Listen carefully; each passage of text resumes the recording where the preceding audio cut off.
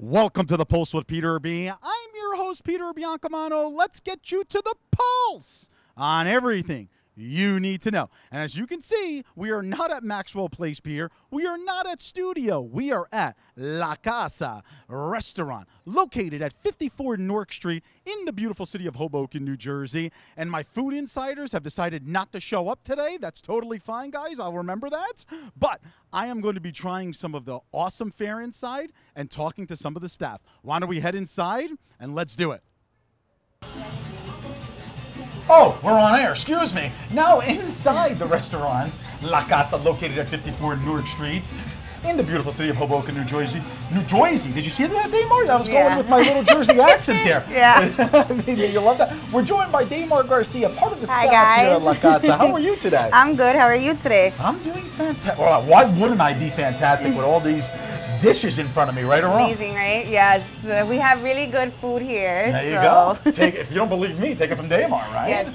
It's not like she works here or anything like that. Anyway, Damar, before we jump into the food here, why don't we discuss how long you've been here, how long the restaurant has been here, because it has been relatively only a few years, correct? Yes. So I've been working here for 3 years now.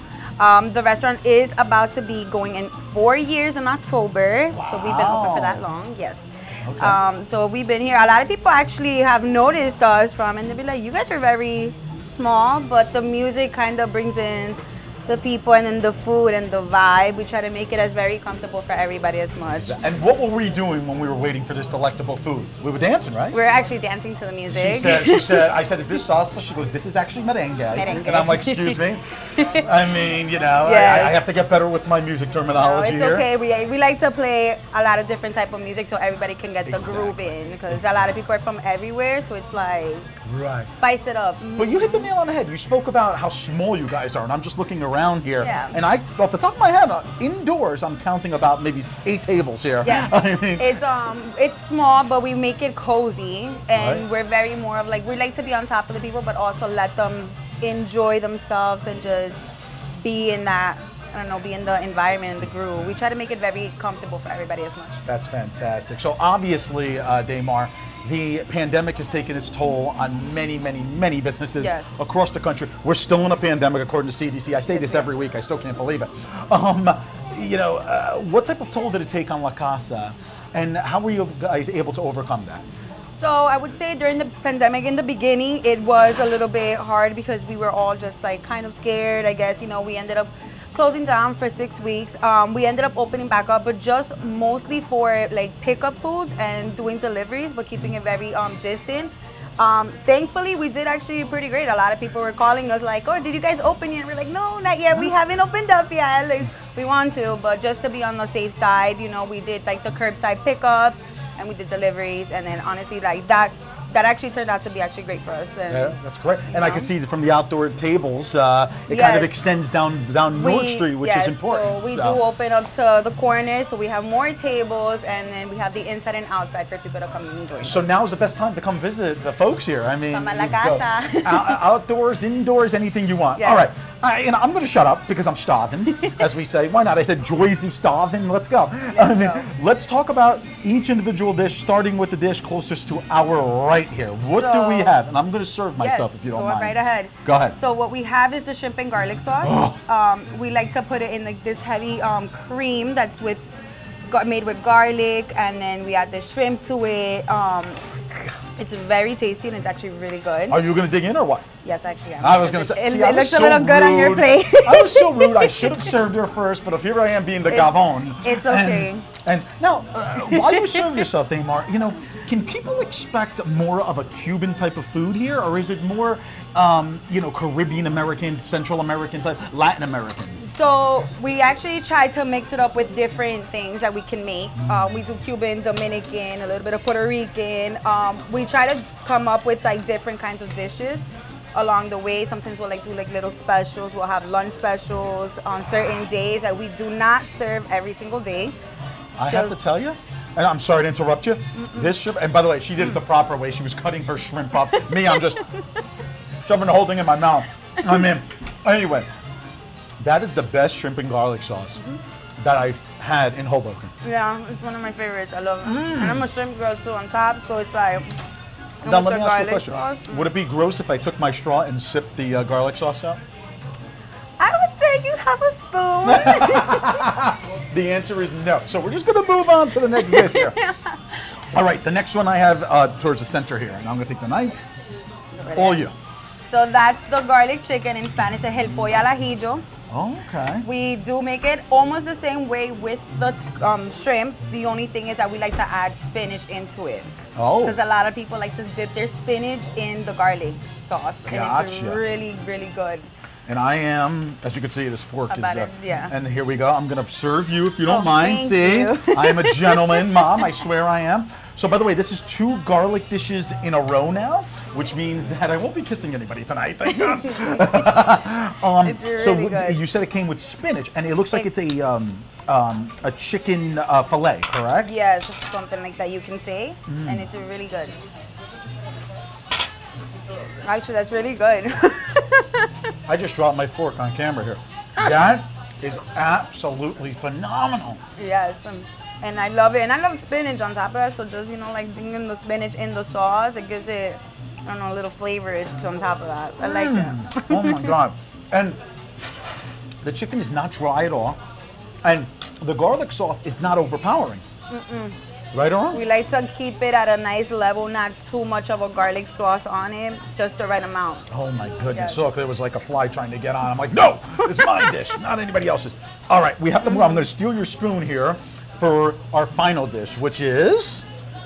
Now that's the roasted pork, el pernil. It's actually one of the most, I would say, popular dishes for, thank you. Serve you a little bit here. It's the most popular dish, I would say, for a lot of Dominicans and Puerto Ricans. Okay. And I believe that it's very traditional. Correct. And you guys have it during Christmas time.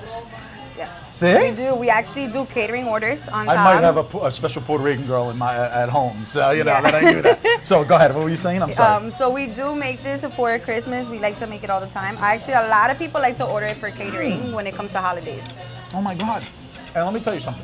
You can have pernil that is very, very, again, dry and almost hard to chew. Yes. This melts in your mouth. Flavory. Phenomenal. It's really good. And you can tell my Italianness is coming out with my hand gestures and things like that, Yeah. how good this food is. So I have to ask you a question. Go ahead. Yes. No, so I was going to say, normally when we do serve our pernil, we like to add mojo sauce. We have our own garlic sauce. Well, it's why are you not hiding made this? the same way. It's not the same way you make the chicken and the shrimp. It's actually our own house garlic sauce that we prepare ourselves. And it goes really well with the pernil. My goodness. A lot of people love it.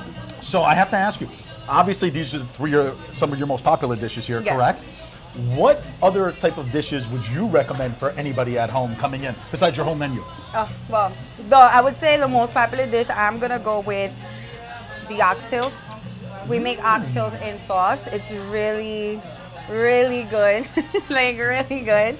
Also, we have the chicken stew, which is another one of my favorites that I actually like to have a lot. Oh my goodness. I'll sneak some on the side just to have for lunch. Some a quick let me just get a taste in. It's because I just love it. Oh my goodness. Yes. Well, all right, Damar. Unfortunately, we are running out of time here. But if you can let the audience know at home your hours here.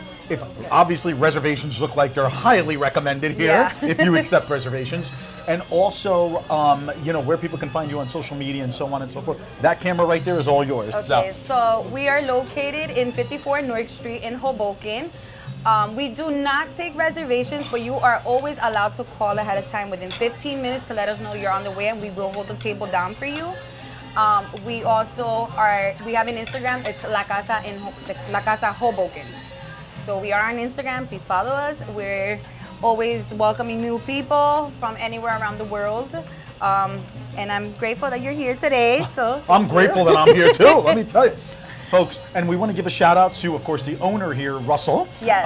He unfortunately couldn't make it. Russell, thank you so much for inviting us here and giving us the lovely Neymar. Yes. So again, we want to thank you. Folks, you have to get over to 54 Newark Street. I think it's probably the best Cuban in town, maybe even Hudson County. Is that saying a lot? No, excuse me, not the enough. best Latin restaurants in Hudson County, I should say. Damo Yes. Garcia, thank you so much for joining us. Thank you so much for Absolutely. coming in. Absolutely. Folks, I am going to finish the food here, so we're going to have to go to a quick commercial break. We will be right back.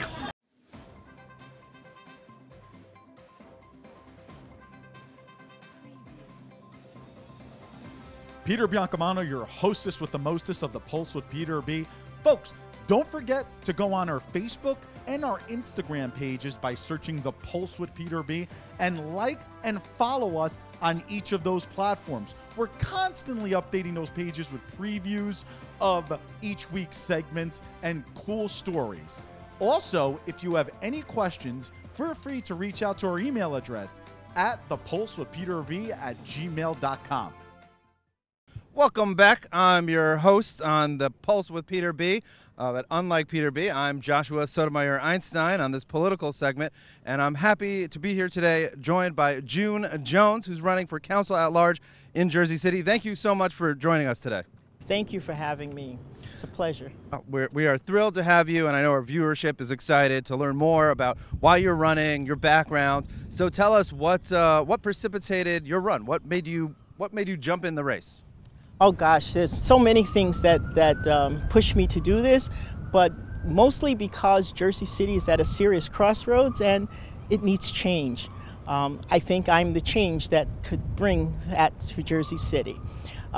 Jersey City has so many issues that we face right now, particularly with the affordable housing issues, the gun violence, the education system that we have in Jersey City, amongst so many others. And I think that we stand on a platform that could help rectify that and bring change immediately. Oh, that sounds very terrific.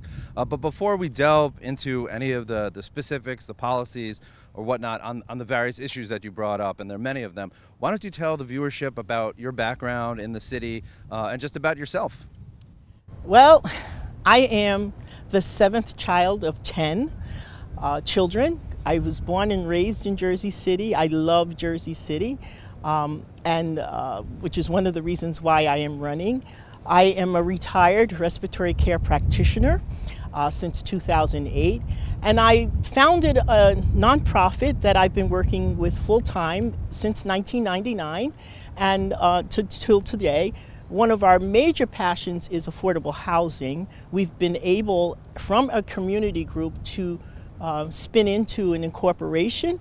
We've been able to develop our own building, which is actually 100% affordable, and it is also our place of location now. This is where we operate out of.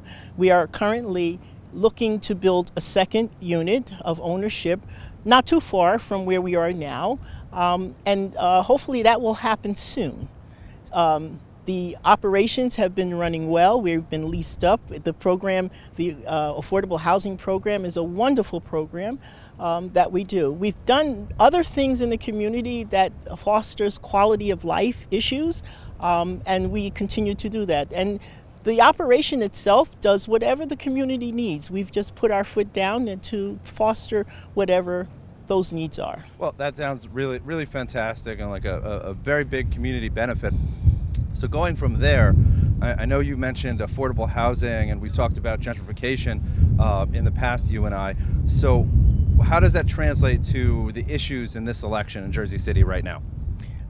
Well, with the issue of contamination, Morris Canal, which is the organization that we have, Morris Canal CDC, Community Development Corporation, it stands for, actually became involved in a cleanup program. It was a brownfield program sponsored by the US EPA, and we had an opportunity to participate in that. And the cleanup for me was very important. Part of that was what initiated that was my dad, who died back in 1986, died because of mesothelioma. That was the cause of his death. He died because he was exposed to asbestos. And the owners of the company knew that asbestos was a cancer-causing agent. But they didn't care. So if people knew what their environment was and what they needed to do to protect themselves, and particularly the owners of these companies, we would not have so many people dying unnecessarily. And that's a pure case of profit over people. So when these things happen, when issues arise with contamination, I think it's important for us not only to educate ourselves, but to put the question and onus on the owners as well. So it's the right to know. That's important.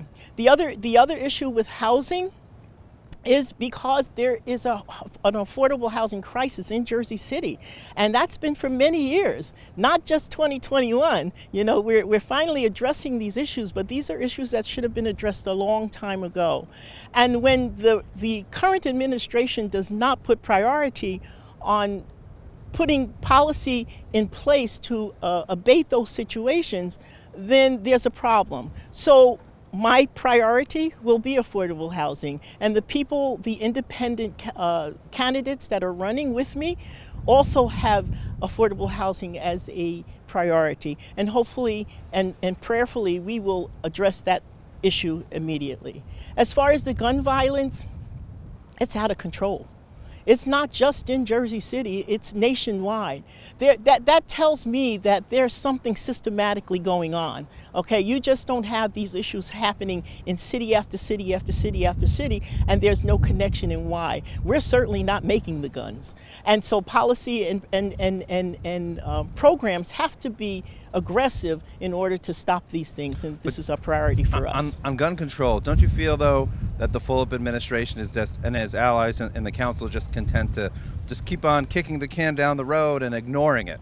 I don't even know if they're kicking the can, to be honest with you. And it's almost like there is a tale of two cities in where and how these things are happening. They certainly have not addressed this head on, and I think it is almost criminal that we have not done put more aggressive policies in place to address that issue. People are dying every single day, and you know, a couple of weeks ago we not only had another killing and a murder, it was a homicide, but someone who went to pay their respects to someone who was killed at that site was killed. So living in terror, and it's almost come to that point. We have to do something. We must give it priority, and we must give it our full attention right now. So I know that we've talked about two issues, and we only got about 2 minutes left. But I'm just curious, and I think our viewers are curious as well. Is what are you holding there in your hand? Oh, gosh, how could I forget? This is a newspaper article that came out today in the Jersey Journal. It is one of many that have been covering the story of not only Morris Canal, but the community at large. We have been able to speak up on issues against the city's judgment. This particular article that came out today is talking about our win, our victory in speaking truth to power against the regime, the Fulop regime. So explain for the viewers, what was the Fulop administration attempting to do? Well, in this particular case, development, we feel, is just out of control. We are supporters of development. We ourselves are developers. But in this particular case, we had a developer that met with our councilmen 2 years without even speaking to the community, making a done deal before they came and brought it before us to just digest. In this particular case, in a neighborhood where there's only 2, 3, and 4-story buildings, they wanted to put a 17-story building. And not only that, if that wasn't insult enough, they wanted to take our parkland, our undeveloped Berry Lanes parkland, the only community-driven park in Jersey City that was driven by the community. They want 3.4 acres, undeveloped. They wanted to take that land to give it to this developer on the done deal that they presented to us. So what did the court say? How did they say? The court said they got to go back and do it all over again, that what they did was not sufficient enough reason to change it wasn't consistent enough with our master plan, and it certainly wasn't justification enough to bypass what it is that was already planned for that particular site. And this is a big win for us. For us, Josh, it speaks power to our administration. It sends a message to our council that we will no longer be ignored, that our voices are important, and that when the community says no, it means no. Well, that is terrific. I'm so glad that there was a community victory. And I'm also so glad that you were able to join us. Ladies and gentlemen, June Jones running for at-large in Jersey City. Stay with us. We'll be right back.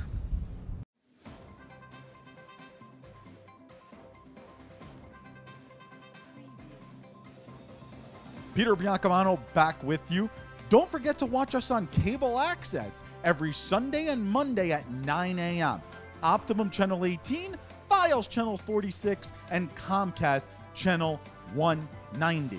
Also on Sunday mornings at 9:30 a.m., you can watch our show on our YouTube channel, and you can also binge watch all of our old shows. Who doesn't want to keep watching The Pulse with Peter B?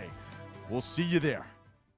Welcome back to The Pulse with Peter B. Peter Biancamano back in the host chair and back at Maxwell Place Pier after that deliciousness that I had over at La Casa Restaurants over on Newark Street. But I do want to thank June Jones, who is a candidate for council at large in Jersey City, based on her ideas and the things she said to Josh in the last segment. I feel she's going to do very, very well. So best of luck going forward, June. And Josh, you did an all right job. You're still not Peter B, Josh. You're still not Peter B. But, you did all right, right? Speaking of a person that does more than all right, and that is our sports insider, Eric Cruz. Eric, how are you today, sir? I'm doing well, Pete. How you doing? I'm doing fantastic. And normally you are our sports insider. I think today you're kind of like a fantasy sports insider because we're going to talk about a little bit of fantasy football. You ready? I am. I'm going to try to be ready. I'm ready. I'm actually ready. I'm ready to go. Yeah, I like that aggressiveness. Yeah. I had to change my attitude right there. There you go. There you go. All right. So, Eric, I have to be honest with you. Yeah. I stopped playing fantasy football a very long time ago because I'm old. And only because I just hated watching a game and hearing Ezekiel Elliott's on my fantasy team. I hope he does so well and so on and so forth. Yeah. But I have to tell you, I miss the excitement of it. I mean, and, I know you are big into the fantasy football world, correct? Yes, I am. I played it. I've been on fantasy football now for about 10 years. Wow. Yeah, it's been 10 years. It sounds crazy that I'm saying 10 years, but it has been 10 years since I've been playing fantasy football. You're right. It is a little bit stressful on Sundays, even on Mondays when it's really on the line. But, to me, it's fun. You get to watch all these professional football players go out there, do their thing, and, hopefully they win you some games during the year. And some money, because we all know how much money is being placed on fantasy football. And I guess we could say this legally now because sports betting is legal in Jersey, right? Yes, sir. So, Eric, I do want to get back in because why not get my fair share of money if I can, correct? Right. Let's just say most fantasy football leagues have a 12-team system, correct? Let's just say I have the number 6 pick. I might be giving away, my strategy here in the league that I've joined. Who am I drafting? Am I going right for that quarterback that can get me the most points every week? Well, in fantasy football, it's really depending on the league. There's a PPR and there's a non-PPR. Points per game, non-points per game. It could vary in the way you draft because some guys, like running backs, they do one thing. They'll get downhill and they'll run the ball. They don't really get a lot of catches. But then you have your dual threat running backs that are, I guess, second on the depth chart. But in fantasy, those will be the guys that you want to draft because they'll give you catches, they'll give you yards, they'll score touchdowns through the air, running. So for a 5 or 6 pick, if you're picking 5 or 6, I would look for a guy that can do that for me. Not necessarily will it be a quarterback, maybe Lamar Jackson. Wow. Or Patrick Mahomes. He can do it on his feet as well. Right. Like a Dak Prescott almost. Exactly. Yeah. Those guys. But in fantasy, you really want to value the running back. A lot of owners, they value the running back. So you would want to get guys maybe like Alvin Kamara that can be there. Depending on how the draft goes, you can get a guy like Saquon Barkley. Those guys that can do dual threat. Ezekiel Elliott's usually a high pick in that area of the 5 to 7. If he has a better year than last year, right? Yeah, everybody counts on him being the bell cow in Dallas. So he's going to get the touchdowns. He catches the ball out of the backfield. So with the 5 or 6 pick, I would look for that kind of guy. Okay, interesting. So now, if we're looking at this position-wise, obviously, if you do get like a number 6 pick, your basically right in the middle of every round of the draft. But if you're looking at this position-wise, who would you say are the top quarterbacks on the board? Right off the bat, you have Pat Mahomes. You have Lamar Jackson. Josh Allen would be up there. Guys like Aaron Rodgers would still be up there. Kyler Murray, he proved last year that he can throw and he can run. He can pretty much be that dual threat. Those guys would be right off the bat top 5. Those would be the guys I expect to go between the first, second, maybe fourth, the latest. Those guys would be on the board. But those are the first 5 that I would go with right off the draft board. Interesting. Okay, and now if we're looking at the running back, like you said, the position where you're hoping to get the most points out of, you mentioned Ezekiel Elliott. Anybody else that comes to mind? Yeah, Christian McCaffrey. I mean, he's coming off an Carolina, injury year. right? Coming off an injury year. He's probably itching to go. He's again one of those guys that can catch the ball. He runs between the tackles. He'll score you more than 10 touchdowns a year. He's a moneymaker. Saquon Barkley. Also coming off an injury. He's another guy that will can he get the be ball. ready is the question. Well, that is a big question because I'm sure the Giants are going to try to ease him in. But if you think that he can get you some points down the season, maybe week 4, he can start really getting going for that team. He's a value guy still in the first round. But Alvin Kamara will be a guy too. There's so many guys. Nick Chubb.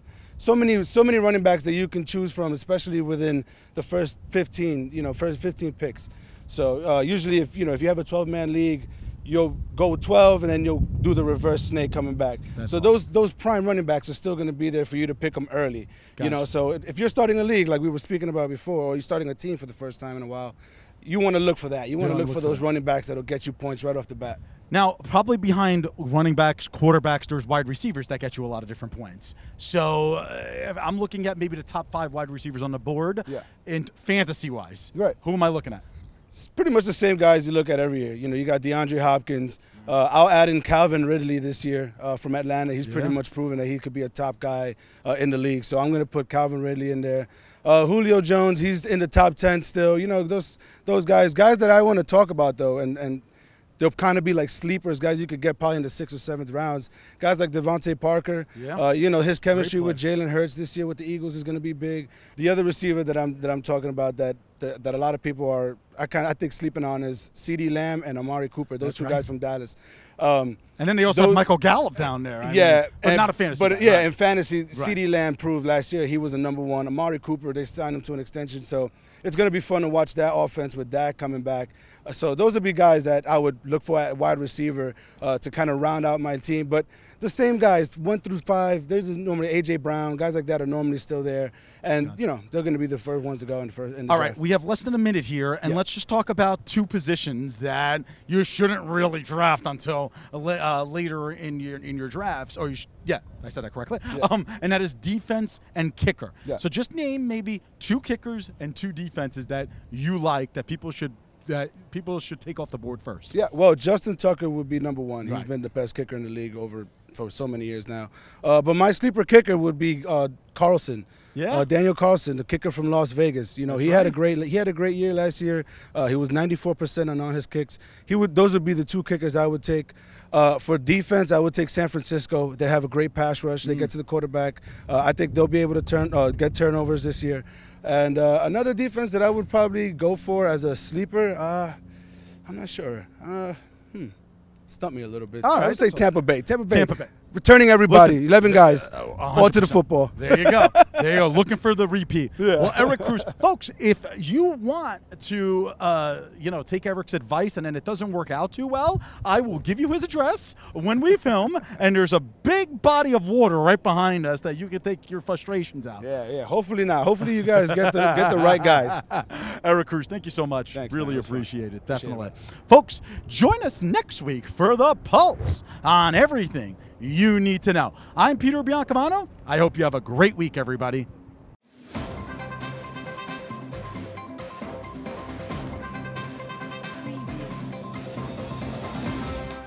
Hey, Josh Sotomayor Einstein here, just reminding all of our Republican viewers out there that on September 5th, 1 to 4 p.m. at the URL beneath us, you can buy a ticket to Hudson County's leading Republican fundraiser held by the Hispanic Republicans in North Jersey.